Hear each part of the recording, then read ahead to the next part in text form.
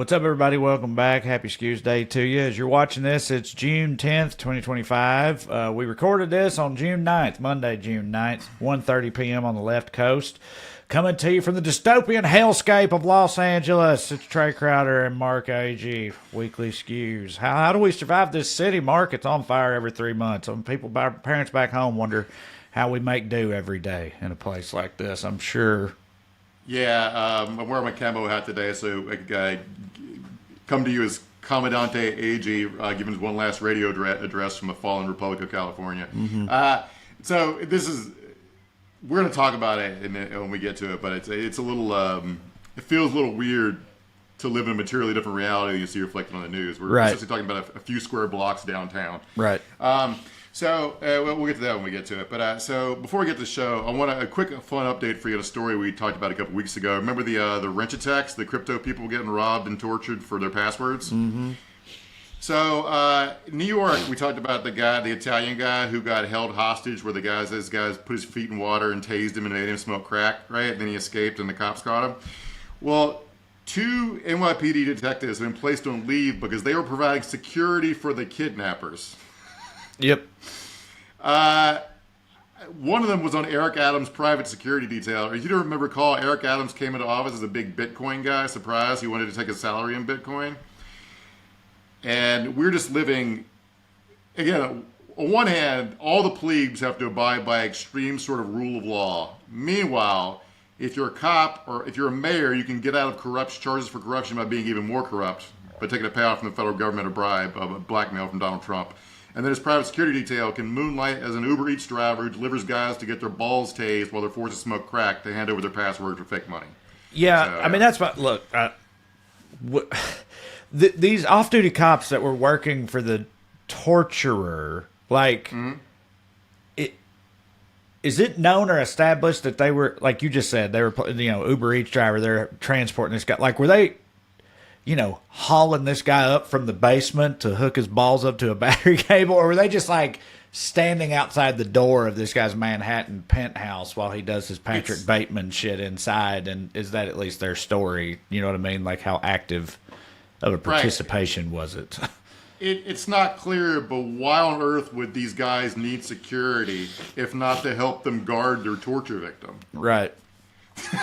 Well, to keep from getting abducted by another guy and becoming their torture victim, I would say. There you go. Yeah, it's all crypto crimes all the way down. Yeah. But yeah, it's like the whole thing's a weird mystery. NYPD stays NYPD. So yeah, all right, we got a big show. Let's get to it. Yep, let's do it. Producer Matt is with us doing this thing. We already alluded to what we're going to be talking about. What else? The protests in downtown Los Angeles and the perception, and from our own perspective, truth thereof, all that a little bit later. But before we do any of that, I got to make my announcements as I do every week. Hope you don't mind. First, if you'd like to see me do stand-up comedy live and in person, you can go to TreyCrowder.com and check out my upcoming tour dates. I'm actually leaving in the morning to go to New York City for the next few days. That's where my next few shows are. And then at the end of the month, I'll be in wine country, and then here at Largo in Los Angeles, if it's still there in July, and Tulsa, San Diego, and a bunch of other places after that. So go to TreyCrowder.com, check it out. You can also find a link to my most recent special, Trash Daddy, at TreyCrowder.com as well. Producer Matt has started a bit of a palate cleanser for y'all. It's an audio exclusive over on the audio feed of this show. So if you watch only, you're not going to be able to hear this. So you got to go to the audio feed and subscribe. And if you do, Producer Matt's audio exclusive is called Good Skews. Good people doing good things. So me and Mark, we bring the despair. Matt brings some of the light back into your life. That's the idea. So you can, plus, again, he's an international man of mystery. You can learn a little bit about him at long last. Who wouldn't want to do that? Finally get some questions answered over on the audio feed of the show. And finally, if you want to support the show in general, you can do it by signing up on Patreon, weeklyskews.com/more. Or just go Patreon and search for my name, and either way works. $5 a month, get you access to 2 full-length bonus episodes. We just did one this past week. What did we talk about? Mark, I already forgot. Palantir. Wild, shadowy, techno. Palantir, and that's where we got our thoughts on the Elon Musk Donald Trump breakup, which appears to be over thanks to the riots. Who knew that a self-generated false flag attack could bond people together? Bring people together. What a sweet story. All right. Well, anyway, that's available on our Patreon, so check that out. Now, as for today's show, I told you we're going to be talking about, so let's kick things off as we always do with the Daily Dumbass. Matt, graphic, please.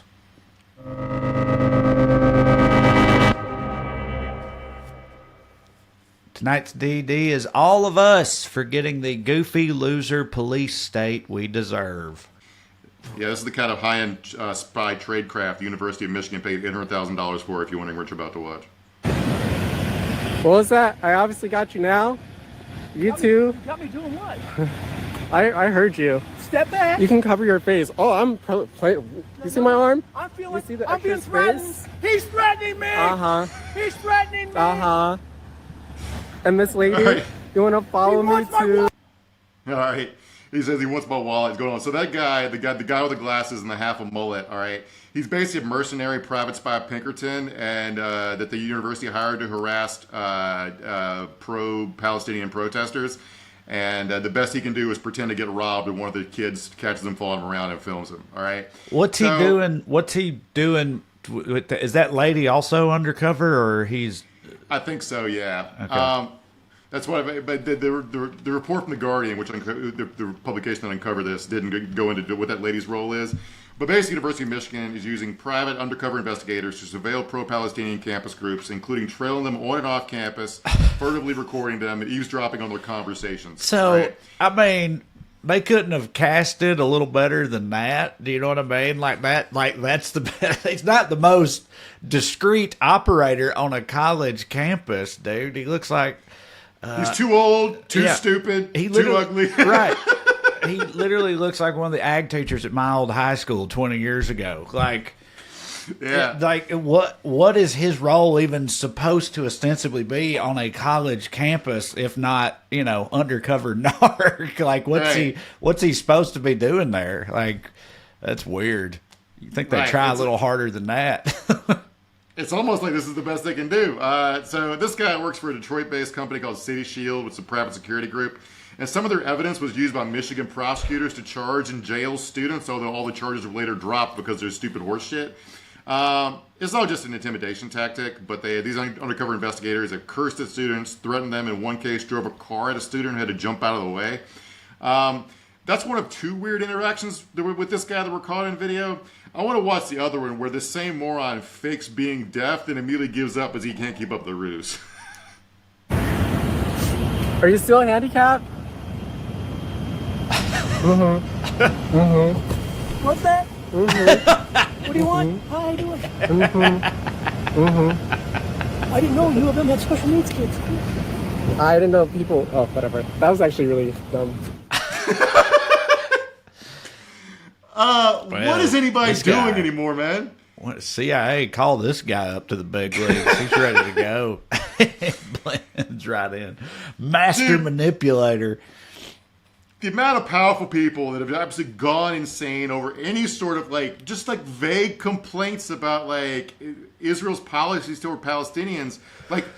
So Greta Thunberg just got she was on a boat. There was an aid call itself an aid flotilla going to Gaza to take food and shit. All right. Right. They've been apprehended as of this morning. Israel seized their boat in international waters, which another word for that is piracy. But whatever. They're all safe. They didn't get hurt or anything, which is not the way a bunch of powerful people wanted it to end. Right. Lindsey Graham was saying that Israel should sink Greta Thunberg's boat.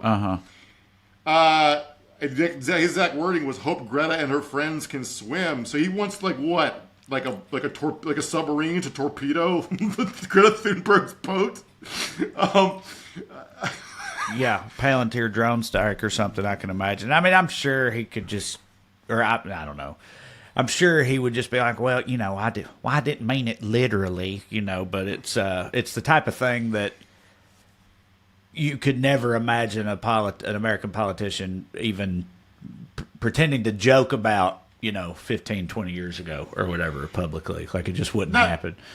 Congress always has its clowns and lunatics, but usually they're in the House and no one takes them seriously. But Lindsey Graham's a leader in the Senate. Right. Right. So you don't have to respond to Greta Thunberg at all. They could have quietly said, hey, stop your boat, go this way, and no one would have fucking noticed except for whoever's watching your live stream or watching your Instagram videos. But like Israel's defense minister, a guy named Katz, said that Israel wouldn't allow anyone to break its naval blockades, and let me quote here, to the anti-Semitic Greta and her fellow Hamas propagandists, I say this clearly, you should turn back because you will not make it to Gaza. All right. Bro, what you could have said was nothing. Right.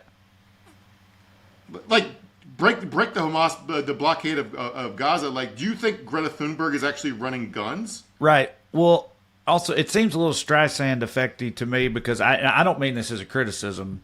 I just assume that they had to, they being the Freedom Flotilla, Greta's boat and this organization, that they had to anticipate that this was going to be the outcome, right? That this is exactly what was going to happen.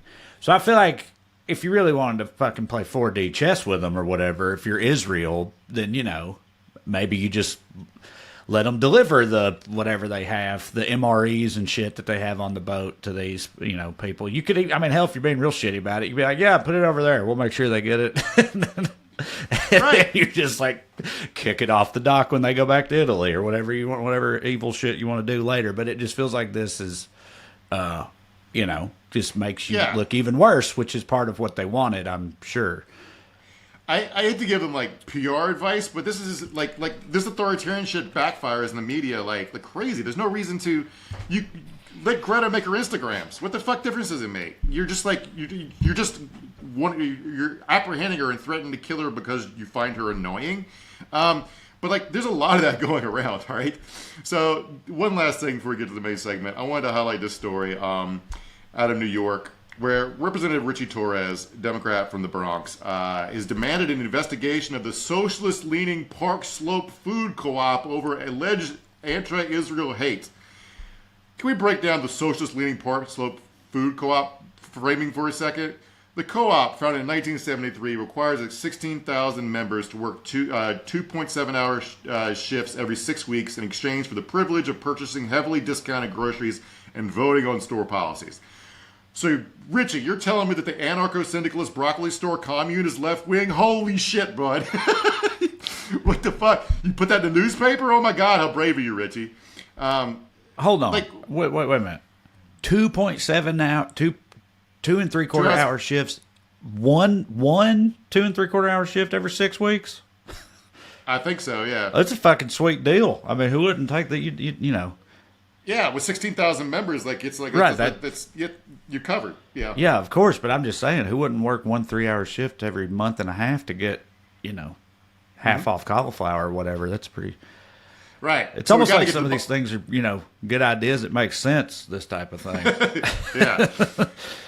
So Richie wrote a letter to Eric Adams, Kathy Hochul, and other sitting state honchos demanding the State Division of Human Rights and the New York City Commission on Human Rights probe allegations of, quote, an insidious pattern of harassment, intimidation, and discrimination against people that are pro-Israel at this Crunchy Brooklyn co-op.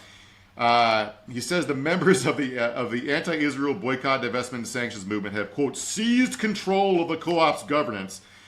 Like they're making it sound like a militia in a war-torn country is taking the like I said, I joked earlier, is taking the radio station. What this is about, all right, there's one anecdote cited in here from a woman who put her name on the record. Her name's Zara Watkins, who opposes the BDS movement, said she was menaced and cursed at last Halloween for wearing a costume paying tribute to the Israeli-made product Sabre hummus. Yeah. Yeah. Which is good stuff, by the way, in my opinion. I prefer the boar's head, but yeah, Sabre's not bad. But yeah, so a guy, she dressed up like hummus for Halloween. She says a guy yelled at her for it. I'm not sure whether it's because Sabre's made in Israel or hummus is a stupid fucking Halloween costume. So then a congressman who represents a district that this food co-op's not even in, who is a Catholic, born Catholic, Puerto Rican, his district's overwhelmingly black and Latino, is the poorest district in the country, wrote a letter to the governor that it should be a hate crime to make a lady sad on Halloween, basically. To break it down, honestly, I'm a little bit torn on whether hummus could ever be a good Halloween costume. Uh-huh. Like, was it sexy hummus? I need to know that, first of all. Yeah. I doubt it. I don't know how you'd pull that off. You'd have to be one sexy lady, indeed, to pull off sexy hummus. Just smear yourself in literal hummus. Yeah, you do the, like, Ali Larder thing from Varsity Blues, but with hummus instead of whipped cream. Like, There you hey, go. I'm hummus. Really, you're just a naked lady with hummus on your boobs. Now I'm listening. also- Anyway, Yeah. But also, you shouldn't yell at a lady in a grocery store about her stupid Halloween No. costume, about how stupid it is. Also, Zara, don't cry to a congressman, even if he was yours, which he isn't, about a guy being a dickhead in the grocery store. And politicians don't be grandstanding dipshits about Halloween costumes. Like, I feel like my main takeaway from this is remember that classic SNL bit from Norm Macdonald? It's like, this might sound harsh, but everyone involved in this story should die. right? That's Yes. kind of how I fucking feel about it. It's just like everybody's gone insane, dude.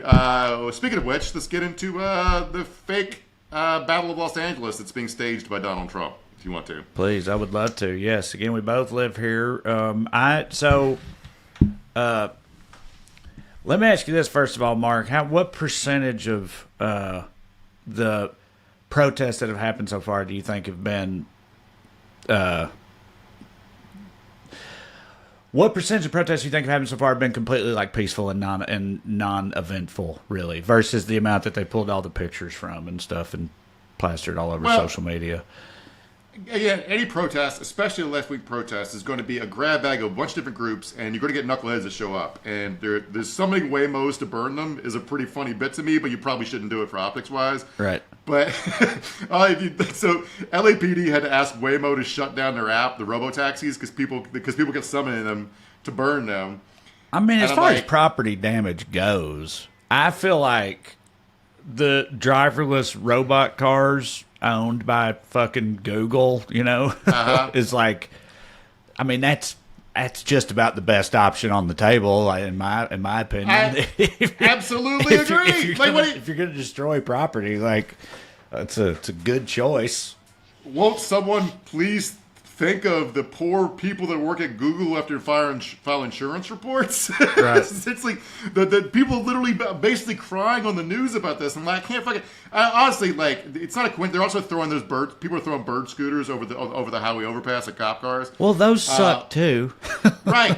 So it feels like this feels like also kind of a tech backlash. Yeah, which is you're like- right. It's like Yeah. a protest. They feel symbolic in nature. Those particular choices, like they're sending a protest within a protest or something.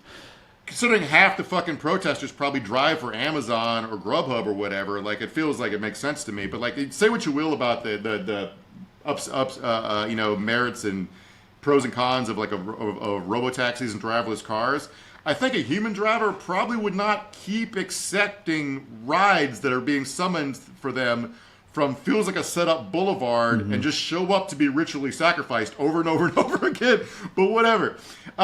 So this whole thing, it feels like it's not a coincidence to me that it's happening the weekend leading up to Donald Trump's big birthday military parade.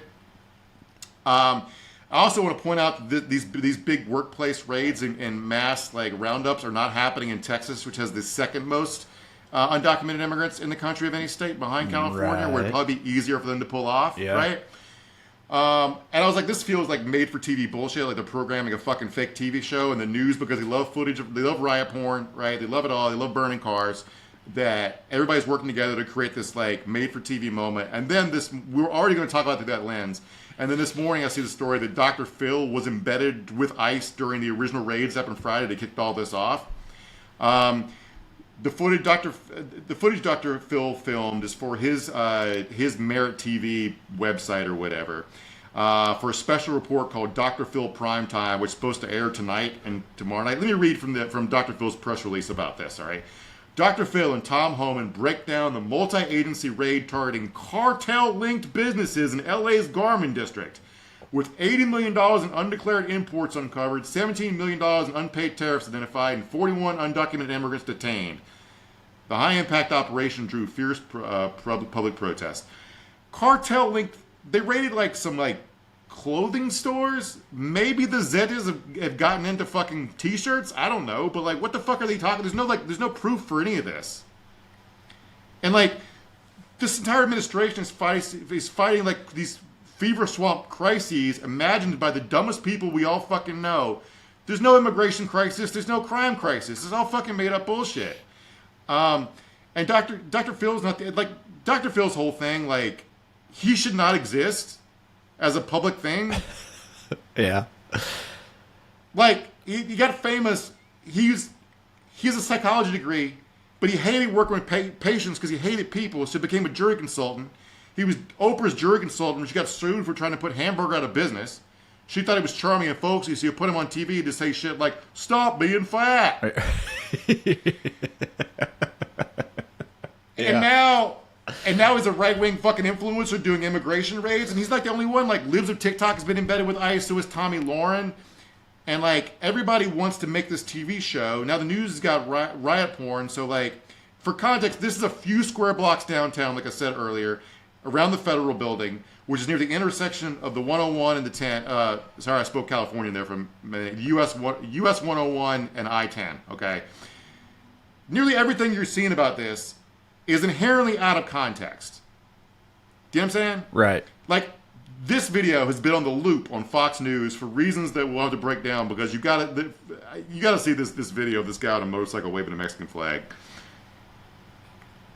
You know, let's hope that no one is hurt and no one is injured and it doesn't escalate from here. Look at the flag. Yeah, Guy, I see there it is. You Mexican flag can, this is criminal activity that I hope is people are held accountable for. And I'm talking about the riots right here. Where are the cops? Okay. Yeah, where are they? There. The cops are right there. So, I don't know who set the car on fire, right?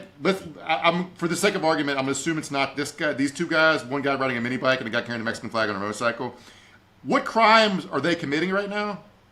Riding without a helmet? Right. Being rad as hell in a no crushing zone? Right. Well, I did want to ask you about that whole thing. You mentioned optics earlier, and I think about just setting cars on fire in general. But you're also just talking about how, like, this is what they want. They want this type of, riot porn. They want to stir this type of shit up. Why aren't they doing it in Texas? There's probably a reason. They want this. This is what they want. The whole idea, you're playing right into your hands. This makes it all, this is counterproductive because it makes things look bad and all of that sort of idea, and I'm wondering what you think about that versus the idea of what they're doing is bullshit and deserves a response, and that's what this is.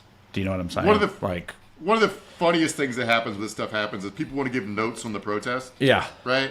So everybody who feels like they have feedback, just email the leader of the protests. Right. And you're like, wait, there is no leader. You're like, exactly. So what the fuck is anybody going to do about it, right? Right. So people are like, you shouldn't wave the Mexican flag. You should wave an American flag. I'm like, well, every bar I've ever been in has a fucking Irish flag in it. Yeah. Italian flags all over New York and that type of thing. Right. Nobody thinks twice about it. Gadsden flags, fucking, like half of Congress has either a Confederate flag or an Israeli flag hanging in their offices, if not both. Yeah. See Armenian flags all over L.A. Right. Multiple points throughout the year. No one ever cares. Yeah, So, you make a good point. It's like, yeah, they're all, I mean, hell, you don't know. Right. It's not a protest is not a monolith. It's not dictated and organized in that way. You never know the motivations of any one person doing anything. So to be like, oh, well, they shouldn't do it that way. It's like, well, who is they? What is they? Who's the person who even decided to do that? How do you know there's not some agent provocateurs, Mark? Right. But you're talking about thousands of people who spontaneously showed up on a Saturday afternoon after shit went wrong in their neighborhood, and you're okay, I'll go down there. I'll be like, hey, everybody, huddle up. Yeah. No Mexican flags, all right? And then somebody's gonna be like, fuck you, Vato. Then what? What do I do? Right. All right. So, but now Pete Hegseth wants to send in the Marines. CNN reported just a few minutes ago the 500 to 700 Marines are being mobilized in response to these protests. So we got to go make sure the Mexican guy doesn't ride his motorcycle around in circles in an intersection in the street. I was trying to think in another context, what would a responsible police officer do if he saw that on a regular Saturday? He'd be somewhere between giving the guy a ticket and saying, hey, cut it out, get out of here, right? So. But everyone was going so fucking crazy over this guy. There's another picture of a guy standing on top of a burned out Waymo, another guy holding a Mexican flag. Right. And people are like, I saw a bunch of MAGA influencers being like, the Mexicans have taken Los Angeles. Right. Yeah. Bro, they took it back when Zorro was around. Yeah. Fuck, 100 years ago, the conquistadors fucking. Yeah. It's called Los Angeles. Its name is in Spanish. It's like they think it's named after a bunch of lost chicks named Angela or something. Right, right, yeah. And like we're laughing and joking right now because it's almost 2 p.m. on Monday at this point. No one's died yet miraculously. Okay, so that's one reason I feel free to joke about this, even though we do joke about people dying sometimes too. But like, it's quickly evolving. As far as the people being hurt, Saturday cops injured a British photographer pretty badly with a rubber bullet. I watched a video of ICE running over a protester with a car. They also, trying to get around the protester, hit an unrelated guy who was just riding his bike through the intersection. Both those people got up, seemed fine. The news framing of this is fucking ridiculous. They're saying Donald Trump sending the National Guard to, quote, restore order. You know, things are pretty peaceful and quiet in Los Angeles. Fucking Thursday. Right, before ICE did any of their bullshit. But also, even Friday and Saturday, it wasn't really much of anything happening until, and people like even the fucking LAPD, but also Gavin Newsom and Karen Bass and everybody was saying, dude, we don't need the National Guard. Everything's fine. That's just going to make things worse. And then he sent them in anyway, and then things got worse. But again, like, right. I'm sure that's by design on their part. Right. Like, that's what they want to happen. So, you know, but... Right. LAPD put out a press release saying things are peaceful. Do not send in the National Guard. That was Sunday morning, I believe. Right. At LAPD, an organization that back in 2020 broke international law to commit war crimes against the citizens of Los Angeles, was like, this is fine. Right. And then, that was after ICE started arresting people who were bothering no one and just going to their fucking jobs.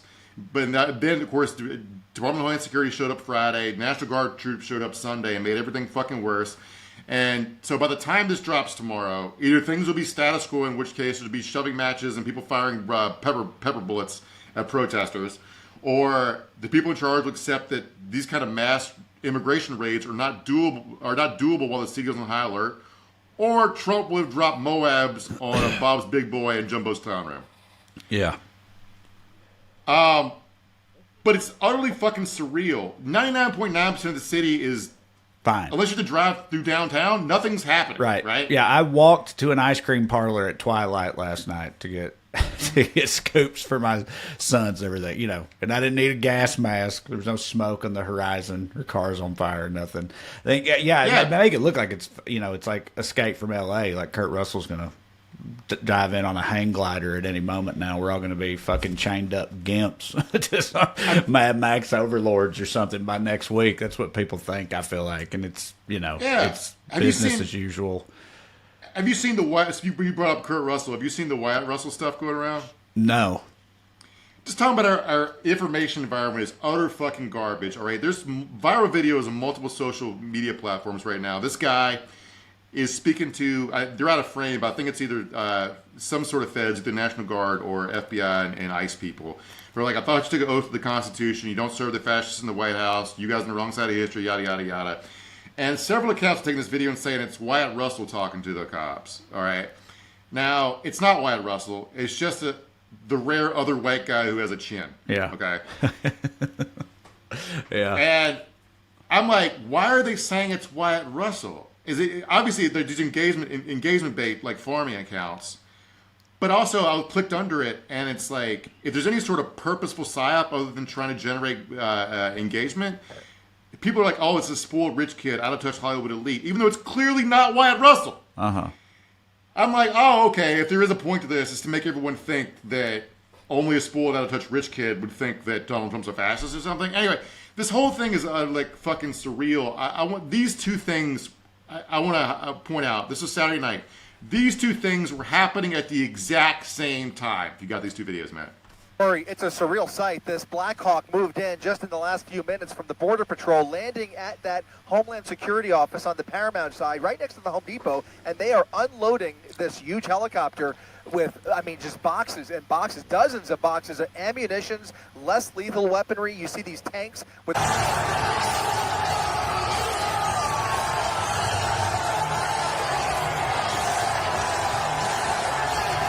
It is very weird to like be simultaneously living in the late 1960s if Richard Nixon was like permanently stuck in his drunk talking to presidential portrait stage of his mental decline, but also in an Alex Garland movie set in 2036.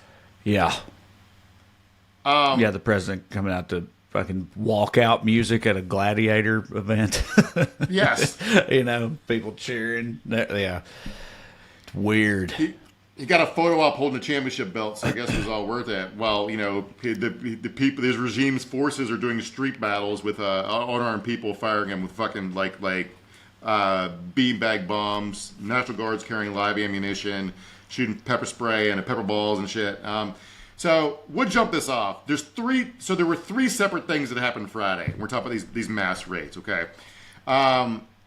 ICE and FBI people, they carried out immigration raids at a Home Depot out in Paramount, which is a suburb, a fashion store in downtown Los Angeles, warehouse district, and a lot of people were detained while going to check-ins at the Edward R. Roybal Federal Building in downtown.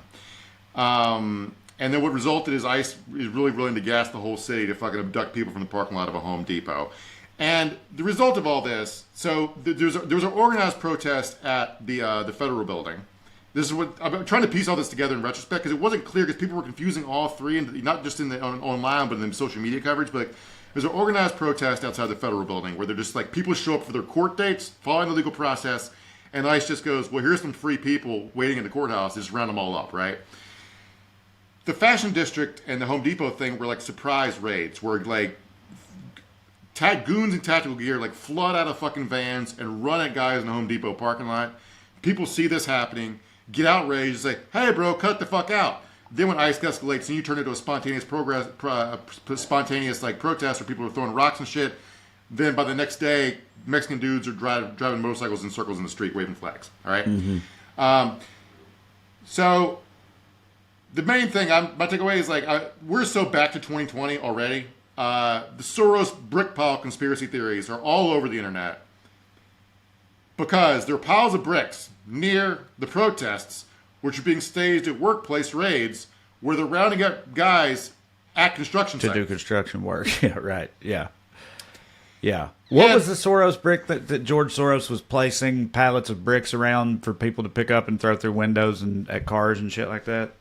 Yeah, back during the George Floyd protests in 2020, those were it was like there's the left wing version of it was thinking that the cops put the bricks there so people would commit property crimes to like the other way. But like the to me, I want to give notes on the protest thing. Is a protest should protest my exact way is sort of like the yin version of the yang to this, where you think it's all super organized and coordinated, and like no, the protest cannot police everybody involved to not throw a brick or set a car on fire, nor are there like Soros protesters who stay underground in sleeping cryo chambers, like waiting to emerge like cicadas every time Donald Trump is president. Okay, Sunday morning, I'm getting texts from family members to make sure I'm okay. Right. And I'm like, I'm on an elliptical machine watching The Accountant too. Yeah. On my iPad. All right. I guess like I was talking to you guys yesterday, I was like, I just walked my dog, I guess, under martial law. And like this interview, the news interviewed this guy yesterday, kind of perfectly captured the vibe of what it is to be here right now. You told me you got caught up in the tear gas as well. Describe what happened to you. Oh, just tasted a little tear gas. Tasted like fascism. Yeah, bro. So, and we already talked about it. So the coverage of this, man, like, I'm glad she went and talked to that guy. He's like, yeah, I'm just walking around, probably on his way back from the weed store, and like all this bullshit's going on. So the coverage of this, man, the New York Times is fucking trying to kill me.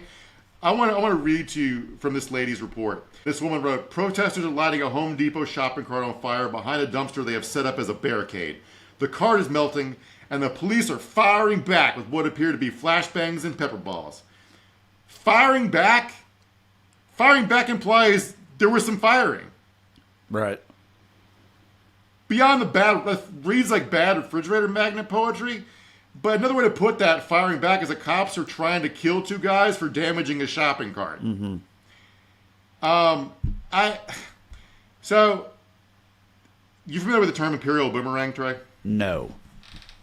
Not to get too lefty theory bullshit, but it's the Imperial boomerang is the idea that governments that develop repressive techniques to control colonial territories will eventually deploy those same techniques domestically against their own citizens. Like, it's meant to be sort of a metaphor, but because nothing about this country is fucking subtle, the guys doing this are using the same surplus global war on terror gear that our troops used to do it in Iraq, except with more forceful methods. Because these kind of techniques were against the rules of engagement in Iraq. It's the Imperial boomerang, but it's like a comical boomerang hitting Uncle Sam square in the fucking balls before he falls backwards in a pile of horse shit. Okay. Tom Homan went on TV and told NBC News yesterday that he was going to arrest Gavin Newsom and Karen Bass, the mayor of LA, for if they interfere with the immigration raids. And by the way, they're not interfering. They're posting tweets saying, hey, can you guys cut it out? And then, first of all, I just want to say, most days if somebody wanted to put Gavin Newsom in handcuffs, I'd fucking cheer him the hell on, but he's actually not being bad on this. And Gavin Newsom was basically like, get at me, bro. Get on with it, motherfucker, if you're going to arrest me. And then Tolman, because he's a coward, backed down and said, no, I meant if they did something illegal, I'd arrest them. Not I'm just going to arrest them. Cowards. Just fucking cowards all the way through. Before we get too far away from the first principles behind these raids and why they're happening, can we talk for a minute about why these guys are in the Home Depot parking lot in the first place? The people that got detained? Because people hire them to do stuff there all the time. People in neighborhoods like mine need a fence painted or whatever, or a shed built or something. You just run down to Home Depot and get some day laborers to throw that up for you for the day. It's very, very common practice.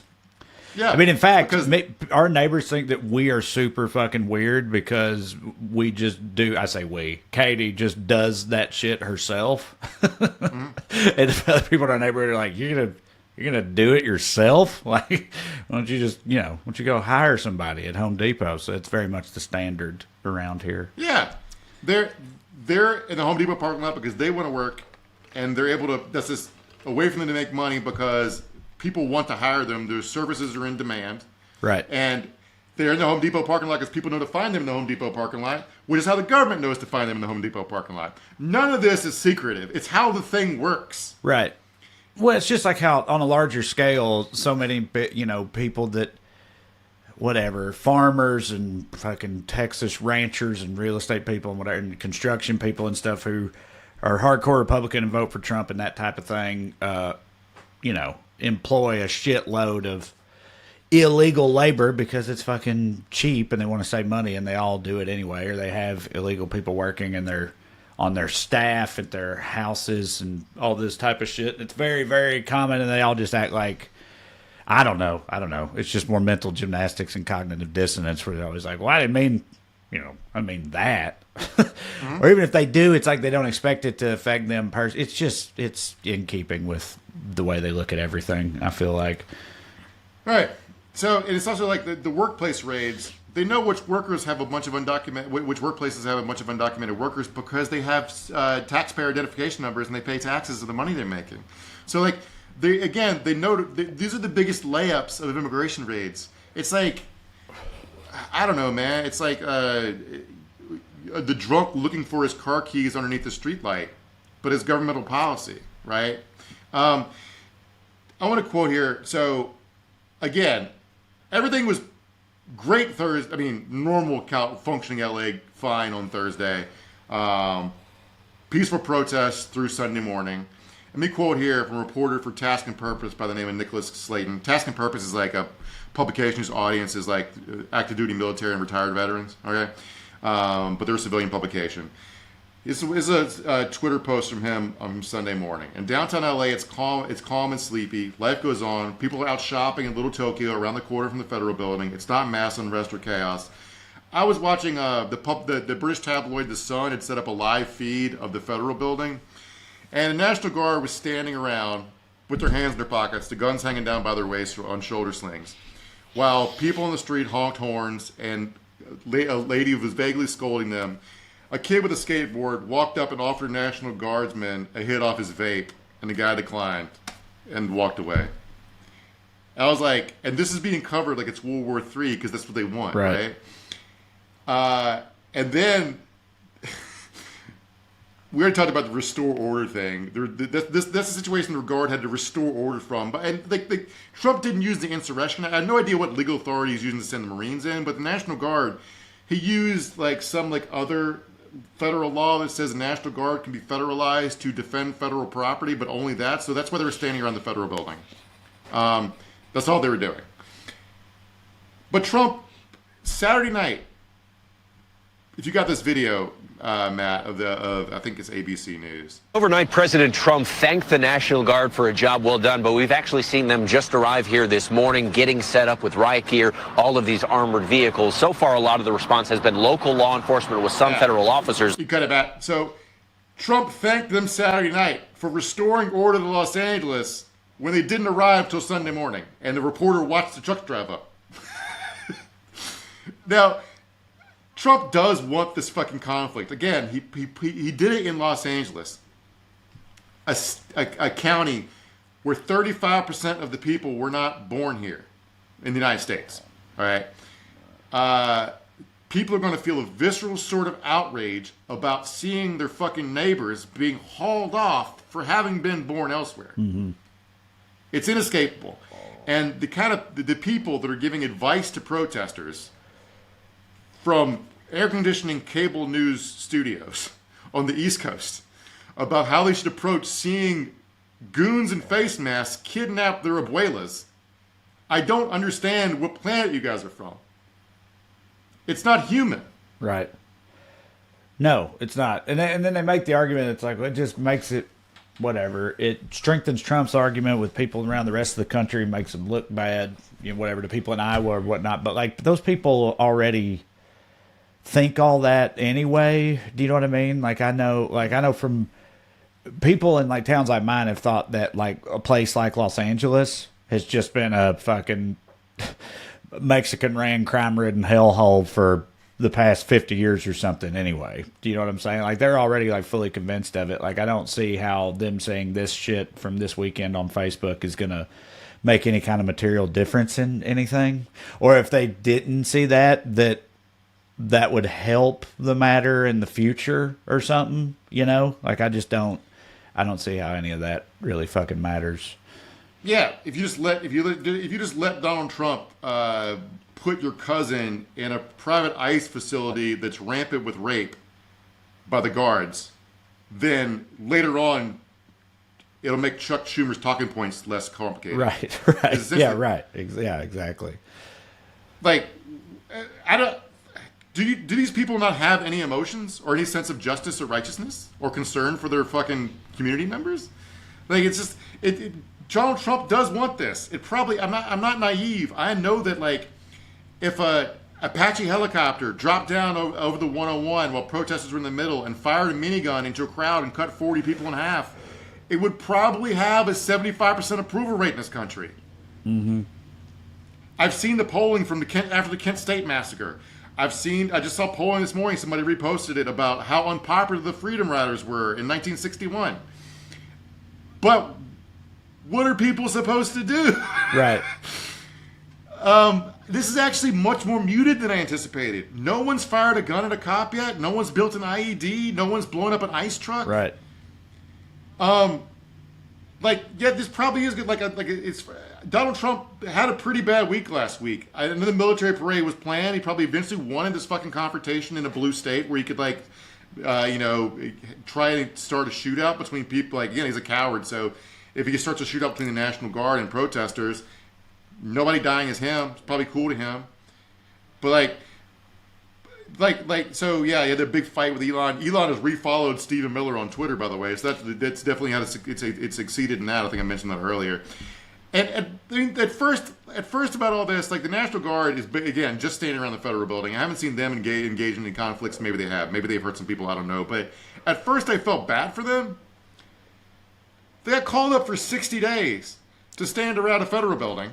These people have day jobs and families, by the way, and to do nothing. And I saw videos. They didn't make any plans for where they're sleeping. They're sleeping on the floor of the federal building or in trucks. Yeah, I remember you do this for 60 days? Thinking that before with the soldiers in like 2020 and stuff is like, I just feel like the majority of them are like, I didn't sign up for this shit about this type of thing. To say nothing of the general discomfort of it, of having to sleep on the floor when it all feels so unnecessary, you know? Yeah. I mean, like we brought it up, like when Texas called up its National Guard to go down to the border and hang around, like the number of the troops were dying from suicide and drunk driving accidents because they were abjectly fucking miserable. They're in hell. I want to talk for a minute about a woman named Ileana Garcia, who was founder of Latinas for Trump, came out this week and said, this is not what we voted for. I've always supported Trump through thick and thin. However, this is unacceptable and inhumane, talking about his immigration policies. Now, I've taken flack from some of our listeners for saying this is not what people voted for about a lot of this shit. Ileana is a state senator in Florida. She understood what she was voted for, and it's worth noting that all the stuff that's happened so far is not nearly as bad as what Donald Trump actually promised if you followed him closely. This is not the worst of it. They're trying to get there, and that's part of what all this is about, okay? Let's talk about quotas for a minute, because what Stephen Miller's trying to get the administration up to is 3,000 deportations a day. Right. Which just seems insane. What we're currently at is a couple hundred a day. This is what a couple hundred a day looks like. Right. May 28th, one of the highest days since Trump took office, they got to 1,600. So at 3,000, it's going to look like Lucy in the Chocolate Factory, but with human fucking misery. And these recent ICE escalations are the result of Stephen Miller fucking hectoring and nagging ICE and Homeland Security to get their numbers up. I want to quote here from this piece that came out a couple days ago. At a time when collaboration is necessary to undertake President Donald Trump's mass deportation goals, trust has eroded as some high-ranking employees feel they're being closely monitored by the White House over how they are carrying out arrest operations of illegal immigrants. And this is a Washington Examiner, which is essentially a right-wing rag, which is why they're framing it as though we need to get morale up so we can do more deportations. Quote, they've been threatened, told they're watching their emails and texts and signals, the first official said. That's what is horrible about things right now. It's a fearful environment. Everyone in leadership is afraid. There is no morale. Everyone's demoralized. I feel very bad for you, Homeland Security guy, about your morale over how you're not being mean enough to immigrants. Dude, did you see that? Did you see that clip that the ICE director or whatever he was, some high-ranking ICE official put out on social media, like right before all this started, Wednesday or Thursday night, that was like, he was like pleading with people to stop being so mean to ICE agents or whatever, to stop harassing ICE agents. He was like, I would remind you that these people that these agents you're harassing, these are real human beings. They have families. They have lives. Like, he literally said that with like no ounce of self-awareness whatsoever about how that sounds, you know. But yeah, no, they don't. They're, you know. I am aware of that, which is why I wouldn't task them to do assignments that are going to get their attrition rates up, suicide rates up, give them PTSD, and make them go to therapy later, and make them retire early, right? They still shouldn't be doing any of this shit. They should be resigning in protest out of principle, or slow walking the orders, or doing whatever else. I'm just following orders shit is not going to fly very long, buddy. So what this article from the Examiner is about is 25 enforcement removal ERO field office directors and 25 Homeland Security investigators were summoned to the White House to their Washington headquarters of their agency on Tuesday, May 20th. There, Stephen Miller confronted them. This guy says, Miller came in there and eviscerated everyone. Quote, you guys aren't doing a good job. You're horrible leaders. He just ripped into everybody. He had nothing positive to say about anybody. Shot Moreau down. Oh, man, you didn't get a gold star from Steve Miller. I feel so bad. Stephen Miller wants everybody arrested. Why aren't you at Home Depot? Why aren't you at 7-Eleven? This guy quoted Stephen Miller saying. Everybody knows that's where all the Mexicans are, goddammit. What are you doing? So one of the officials stood up at the meeting and was like, he said, well, DHS and the White House have publicly messaged about targeting criminals, like criminal illegal immigrants, and therefore that's what ICE was doing, was targeting the criminals, not the general immigrant population. Miller said, what do you mean you're going after criminals? And he got fucking visibly upset. And the guy was like, well, that's what Tom Homan says every time he's on TV, we're going after criminals. And so anyway, you wonder why they're at Home Depot? It's because Stephen Miller screamed at their bosses to go to fucking Home Depot to get their numbers up. Right. Because they're not meeting their quotas. Which is like, Stephen Miller is the real president when it comes to immigration policy right now. Trump doesn't care about any of this. He's not fucking, he wants to see cool footage on the news, but like, he's not paying attention. He's fucking golfing and taking bribes. Yep. Going to UFC fights. Right. So there was a biography of Stephen Miller that came out in 2020. no one cared about it because it felt like Stephen Miller was going away. We never have to fucking think about it again. We got owned. So, but it's a writer. So a guy wrote a review of his book a couple weeks ago because he was like, I guess I ought to go back and read this. And I want to talk about Stephen Miller for a second here. Stephen Miller's from Los Angeles, from Santa Monica. He fucking hates this place because he had to go to a high school with Latin people. His childhood's weird. He grew up rich in Santa Monica with like Mexican nannies, housekeepers. He's from a reformed congregation of Judaism, which is like people tend to be more progressive usually in that part from that sect. So let's for a second assume that the rumors about Elon sleeping with his wife are true. We've got reformed Jewish Nazi cucks now. Who says America no longer innovates? Right. So I'm going to quote here from his experience in high school, which we all know what kind of guy we're dealing with. All right. He stood up. I think anybody who cares about this stuff has already seen the video of him running for class president in high school, where he stands up and talks about how he's complaining about the janitorial staff and about how they're expected to pick up their own trash. He goes, "And I'm the only one here who's sick and tired of being told to pick up my trash. And we have plenty of janitors who are paid to do it for us." He screams it and he gets booed. He did not win his race for class president. High school students in Santa Monica are way better at sniffing out fucking vile dickheads than the general American populace is when they go into a voting booth. Stephen Miller was observed, both in high school and college, throwing trash on the floor in front of janitors so he could watch them pick it up.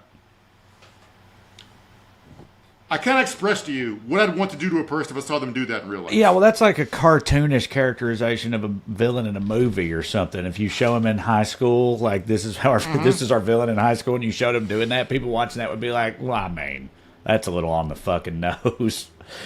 Feels over the top, but that makes him perfect for this particular moment. Just a general general vibe. He cultivated a mid-century gangster affect in high school. He listened to Frank Sinatra, enjoyed gambling, and dressed like Ace Rothstein, the Robert De Niro character in Casino. God, what a dipshit. We need to bring back more bullying, dude. God fucking damn it. Not for nothing, talk about how history turns on a dime here. Do you remember how Stephen Miller rose to got famous the first time around? No, I do not. When he was a student at Duke, the Duke lacrosse case happened. Yeah, I remember that. Or I remember the case, I'm saying. Right. And those kids, the case was horseshit. Yeah, they were railroaded, right? They were railroaded. Yes. By a crooked DA. Durham is majority black, and Duke's in there, right? So, just like every college town, the townsfolk in the town I went to college in also hated the college kids. You can amp this up between the whole vibe of Duke and the vibe of Durham in general. So this DA was trying to get a case before he got reelected, and he kind of sort of like railroaded these 4 frat kids who were easily hateable because they were Duke lacrosse players, right? Stephen Miller, through a pure coincidence, was right they were innocent, but he only thought that because they're rich and white. Right. Right? So, who we have to thank for Stephen Miller running White House immigration policy is a dipshit DA who ended up spending, I think, a day in jail after pleading guilty for trying to frame these 4 kids. History turns on a dime. So, Stephen Miller being an asshole, ICE guys being yelled at to get the numbers up. That's how they end up raiding a Home Depot and starting these protests in LA. Okay, that's the chain of events here. That's some context for how out of control ICE is. Let's talk about some examples of them being out of control. ICE is basically in the weeds. They don't have enough bodies to do all this. It's like being in the weeds. You have both weighted tables, except instead of like having to fire Cheddar Bay biscuits off Friday night, it's trying to like find humans to cage. They just can't find enough people. Last week in San Diego, they raided a restaurant on a Friday night while people were out eating in the restaurant. And when the crowd's like, hey man, don't do that, you fucking suck, they threw flashbangs at the fucking people eating in the restaurant. Alright? I've seen reports of them zip tying 9-year-olds in San Antonio. They're so mad about the backlash, they've asked a newspaper in San Francisco to blur out agents' faces even though they're public servants. My home state of Virginia has told state troopers and ICE details to take off their name tags. Last week in New York, congressional offices are also in federal buildings where they're snatching people from court hearings. So they arrested a staffer at Jerry Nadler's office. Jerry Nadler's a congressman in New York. This arrest was caught on video. I watched it. It's a woman weeping while feds handcuff her. And the reason they're handcuffing her is because they're accusing her of harboring a protester in a congressional office. To which I say, protesting is legal. They're a constituent. They can walk in a congressional office. And what the fuck are you doing? Handcuffing a lady who's at work in an office. Nadler, by the way, is not some bomb-throwing radical. He's an elderly 5'4" man who attended a yeshiva and had weight loss surgery. Mm-hmm. Famously had weight loss surgery. This is from a New York Times article back in 2002. Mr. Nadler was so obese that he had long ago gave up riding the subway in New York to avoid the tiring climb up and down the steps. This is the guy ICE is accusing of trying to lead a revolution. Right. Well, I mean, when you have, it's the danger of having quotas. I can't remember if we talked about it on here last week or if it was when I was on somebody else's show that I did last week where we talked about politics. But the danger of applying quotas to something like this is that this is the unavoidable outcome of that. Like you said, they get in the week, especially they don't not only have quotas, but then their bosses get called to D.C. to get read the riot act by fucking the Jewish Nazi cuck overlord of the Trump administration. And once that happens, it's like it's going to end up with 9-year-olds getting zip tied and, innocent office workers getting rounded up and shit like that, because at a certain point, they're not going to care about. Well, also, it's arbitrary. You say, are there even enough illegal actual criminals in this country to round up 3,000 a day indefinitely? No, they're not. But if you act like there are, the only possible outcome of that is rounding up, innocent people and children and people who don't deserve it at all. And it's it seems so obvious to me. And in fact, it's playing out in real time in front of everyone. And yet, half of America is still totally on board with it somehow. And, the rest of us just have to set Waymos on fire, I guess. My dad wasn't super fond of cops, but the quotas were the thing he hated the most. He was probably mistaken. He assumed that every state trooper had a quota of how many tickets he had to write, whatever. But there was a famous case in New York where these 8 NYPD officers sued the city over a program where they basically had unofficial quotas. A guy recorded his sergeant. Sergeant pulled him in to yell at him or reprimand him. He'd be like, "Hey man, we're supposed to issue 8 summonses per shift." And the guy was like, "What if I don't see 8 crimes per shift?" Mm-hmm. And his sergeant laughed at it. Right. So yeah, it's a formula for human misery. I do want to say here that I have no idea what Democrats in Congress can or should do, although they're holding hearings right now to approve more Donald Trump judicial nominees. The people are going to be, California is currently suing over Trump nationalizing the National Guard. So these are the kind of judges who are going to get these cases, and maybe you should be approving, these judges, but whatever. So Hakeem Jeffries was on CNN Sunday morning show last Sunday after Representative LaMonica McIver was arrested on trumped-up ICE charges for that kerfluffle at the ICE facility in New Jersey a couple weeks ago. I want to quote here. Dana Bash asked him, "You previously warned that the administration charging members of Congress was a, quote, red line. What are you doing now?" Hakeem Jeffries, "We will make that decision in a time, place, and manner of our choosing, but the response will be continuous and it will meet the moment that is required." Dana Bash, "What exactly does that mean?" "Have you not decided how to respond?" Jeffries says the same thing again about time, place, and manner. Amy Klobuchar was on a morning show yesterday where she was asked about what's going on in LA, and she immediately pivoted to how this is a distraction from his big, beautiful betrayal of the middle class. And I'm sorry, but an authoritarian crackdown to pick a fight to further justify more authoritarian crackdowns is not a distraction from the budget fight that you already had talking points for. The protests might be counterproductive, but at least they're doing something. Yep. So, I don't fucking know, man. Jesus. Gonna have to be more protest, I think, but in other places. But we'll see. We'll see how it goes, and we'll be here to bitch about it along the way, I reckon. So that's it for this episode. Reminder real quick, go to TreyCrowder.com, check out my upcoming tour dates, come and see me on the road, and also watch my special Trash Daddy. Check out producer Matt's new offering, audio exclusive on the audio feed of this show, Good Skews, lighten the mood a little bit, and finally support the show on Patreon, weeklyskews.com/more. Sign up, $5 a month, 2 full-length bonus episodes. But either way, you keep watching on Skews Days, and we'll keep showing up. We'll see you next